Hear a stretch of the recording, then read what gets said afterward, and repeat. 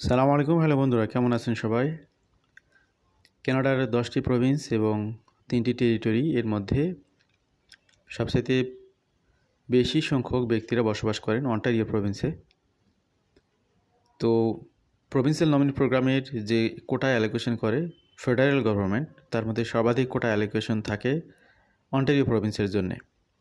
24 সালে এই প্রভিন্সের কোটা ছিল সর্বাধিক 20,000-এর অধিক। হঠাৎ করে 25 সালে তাদের কোটা 50% কমিয়ে দেওয়া হয়, 10,700 সামথিং। তো এর ফলে এই প্রভিন্স তার সকল প্রোগ্রামগুলো পূর্ণ উদ্যমে পরিচালিত করতে পারে না। 2025 সালের শেষ দিকে এসে প্রভিন্সগুলো দাবি জানাচ্ছিল যে তাদের অ্যালোকেশনগুলো বাড়িয়ে দিতে হবে। তো তারই একটি ফলশ্রুতিতে কানাডার ফেডারেল গভর্নমেন্ট 2026 সালে এই প্রভিন্সের অ্যালোকেশন আগের তুলনায় 37% বাড়িয়ে দিয়েছে। আজকে আমরা মূলত এই তথ্যগুলো আপনাদের সামনে তুলে ধরব। অন্টারিও প্রভিন্সে যারা বসবাস করছেন, এখনও পার্মানেন্ট রেসিডেন্ট হননি কিংবা অন্টারিও প্রভিন্সে আসতে চাচ্ছেন, যে কোনো ক্যাটাগরিতেই হোক না কেন, বিশেষ করে এই স্টাডি পারমিট নিয়ে বা ওয়ার্ক পারমিট নিয়ে যারা পরবর্তীতে পিআরে কনভার্ট হতে চান, তাদের জন্য এই তথ্যগুলো খুবই জরুরি। ইভেন অন্য প্রভিন্সে যারা বসবাস করেন, তারাও যদি এই অন্টারিও প্রভিন্সে আসার স্বপ্ন দেখেন, তারাও তথ্যগুলো দেখবেন। আশা করি যে এই সংক্রান্ত তথ্যগুলো আপনাদের ধারণাকে শানিত করবে। Ontario announces it's nomination allocation for 2026 and it's higher than the year prior. তো আগের বছরের তুলনায় এবছরে বেড়েছে, যেমনটি বলছিলাম আপনাদেরকে। 2026 সালে তাদের অ্যালোকেশন হলো 14,119টি নমিনেশন, অর্থাৎ 14,119 জন ব্যক্তিকে তারা নমিনেশন দিলে সেই ব্যক্তির নমিনেশন সার্টিফিকেটটা পাওয়ার পরে কানাডা ফেডারেল গভর্নমেন্টের নিকট পার্মানেন্ট রেসিডেন্ট ভিসার জন্য আবেদন করবেন। তো সব কিছু যাচাই বাছাই করে যদি সব ঠিকঠাক থাকে, তাহলে এই আপনার এই 14,119টি নমিনেশন মানে 14,119টি family, not a single person. এটা হতে পারে তিনি যদি সিঙ্গেল হন তাহলে সিঙ্গেল, আর যদি তার ফ্যামিলি থাকে তাহলে ফ্যামিলি সহ এখানে একজন প্রিন্সিপাল অ্যাপ্লিকেন্টের অধীনে এই অ্যালোকেশনটা।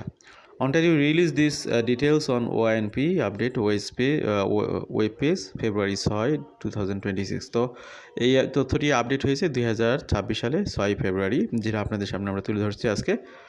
As of the time of this information, the OINP has yet to announce any priority sectors and occupations for the year or a per stream nomination distribution. তো এখানে আরেকটি গুরুত্বপূর্ণ বিষয়, সেটা হলো যে এই বছরে কোন সেক্টরটাকে টপ প্রায়োরিটি দেওয়া হবে সেটি এখনও এই প্রভিন্স রিলিজ করেনি। সেই তথ্যগুলো পাওয়ার সাথে সাথে আমরা ইনশাল্লাহ আপনাদেরকে এই তথ্য দিয়ে আপডেট করব। তো জাস্ট নতুন যে তথ্য 6 ফেব্রুয়ারি রিলিজ হয়েছে, সেখানে এতটুকু আশ্বস্ত করা হয়েছে যে আগে যেটা 10,750 ছিল সেটাকে 31% ইনক্রিজ করে, আগে আমি 37 বললাম, এটা অ্যাকচুয়ালি 31% ইনক্রিজ করে 14,119টি নমিনেশন অ্যালোকেশন করা হয়েছে। তো 2025 সালে আগের বছরের তুলনায় টোটাল নমিনেশনের কোটা ছিল পিএনপি প্রোগ্রামের জন্য 55,000, সেটা এবছরে 91,500 করা হয়েছে। সে কারণেই মূলত একটা বাড়তি সুযোগ পেল অন্টারিও প্রভিন্সের বাসিন্দারা। Recent changes to the OINP। তো অন্টারিও ইমিগ্রেন্ট নমিনি প্রোগ্রামে রিসেন্টলি বেশ কিছু পরিবর্তন ঘটে, সেগুলো নিয়ে একটু কথা বলি। Ontario has been in the spotlight throughout 2025 for various changes to its provincial nominee program, including the following: eligibility changes for self-employed physicians। তো সেলফ এমপ্লয়েড ফিজিশিয়ানস নামে একটি প্রোগ্রাম রয়েছে 2026 সালের জানুয়ারিতে। এটার এলিজিবিলিটিগুলো নিয়ে আরও বেশি ব্রোডেন করা হয়েছে।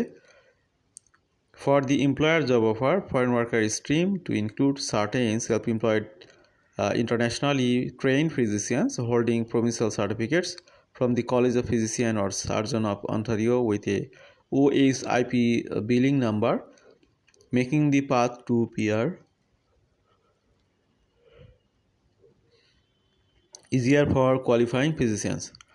Earlier in February 2025, it changed eligibility requirement for self-employed physicians overall, allowing them to count periods of self-employed without a job offer for 3 streams. Suspension of its express entry skill trade stream.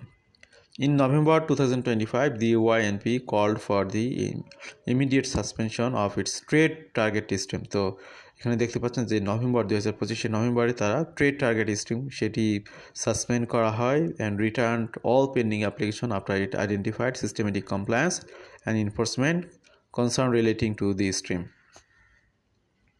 তারপরে আরেকটি যে পরিবর্তন সাধিত হয় এটা expanded authority to return to suspend applications in July 2025 the regulations were implemented to allow for the return to application period to this issuance of provincial nomination. তো এখানে নতুন সিস্টেম যেটা জুলাই থেকে কার্যকরী হয়েছে সেটা হলো যে এখানে অ্যাপ্লিকেশন রিটার্নের একটা ব্যবস্থা করা হয়েছে এই প্রভিন্সের চাহিদার আলোকে যদি মনে হয় যে সব অ্যাপ্লিকেশন প্রসেস করা যাবে না বা পর্যাপ্ত পরিমাণে অ্যাপ্লিকেশন নেওয়া হয়েছে বাকিগুলো তারা রিটার্ন করতে পারেন। By October in program broaden factors that could lead to suspension of or return to application pre-nomination issuance, adding 13 new factors such as the province's ability to provide adequate housing, health service and applicants language proficiency। তো অনেকেই হয়তো এখানে চেষ্টা করেছেন বা করবেন, সেক্ষেত্রে Province তাদের সুবিধা অনুযায়ী যদি কোনো অসুবিধা ফেস করে তাহলে তাদের সুবিধা বাড়ানোর জন্য এখানে তারা সাসপেনশনের নিয়মটি চালু করেছে, কার্যকর করেছে।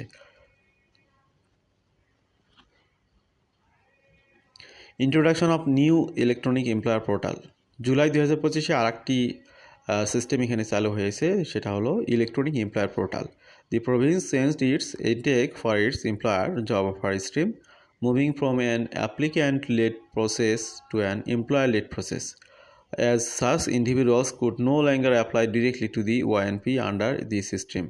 তো এখানে ইলেকট্রনিক এমপ্লয়ার পোর্টালের এই সিস্টেমে যেটা এখানে এমপ্লয়ার হয়ে মূলত এখানে এই পিএনপি প্রোগ্রামে আবেদন করতে হবে, ডিরেক্ট অ্যাপ্লাই করা যাবে না।